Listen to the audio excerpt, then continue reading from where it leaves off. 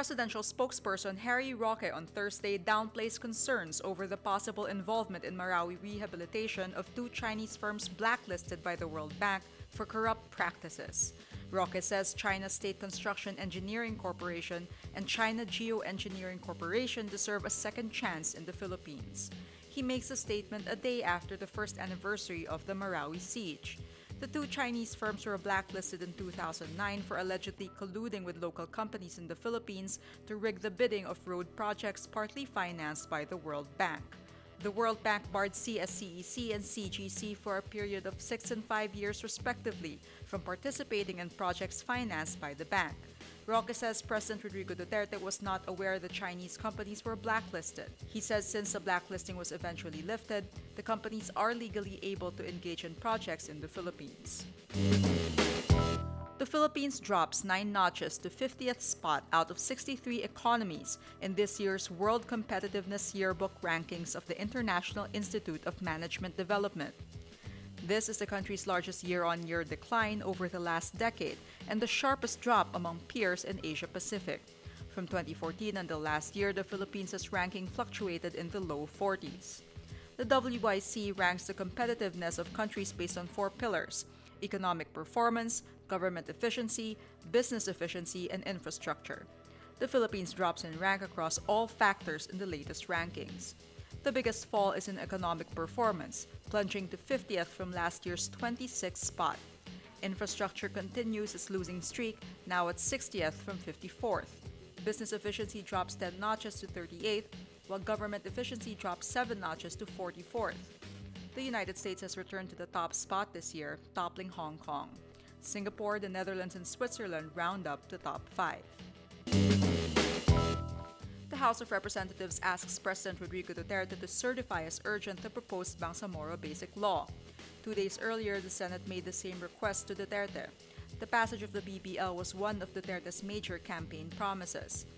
In their letter, Speaker Pantaleon Alvarez and House Majority Leader Rodolfo Fariñas tell Duterte the House aims to pass on third and final reading the proposed BBL before Congress adjourns on June 2. If Duterte grants the request of the House and the Senate, both chambers can pass their respective bills on BBL on second and third reading on the same day. This would fast-track the proposed BBL's passage into law before Duterte delivers his third State of the Nation address in late July. Government Corporate Counsel Rudolph Jurado on Thursday says 16 lawyers of his office have been receiving secret allowances from government-owned and controlled corporations or GOCCs.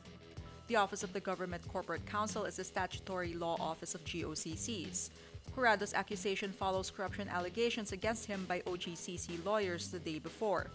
Jurado, citing findings of OGCC auditors, says, quote, "Some of our client GOCCs released funds in favor of certain OGCC lawyers, which for reasons known only to these lawyers have been kept secret and were not disclosed to our office." He adds, quote, "Now these OGCC lawyers are trying to malign my reputation by alleging that I am supposedly incompetent and corrupt."